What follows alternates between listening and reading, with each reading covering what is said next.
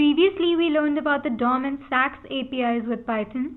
Now let's learn to use the DOM API to process XML. This is the file we'll be working with, songs.xml.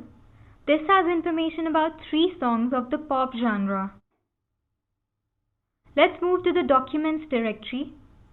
Now let's do it with the DOM API. Import mini-DOM from DOM and XML. We open the XML document with the parse function. Genre is the document.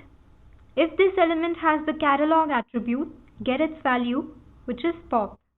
Now get all songs denoted by the song elements or tags. And now for each song, if it has the title attribute, print its title, the artist, release year, and the album name. So we get the details for the 3 songs: No Tears Left to Cry, Delicate, and Mrs. Potato Head. Sweet, we just parsed the XML file using Python.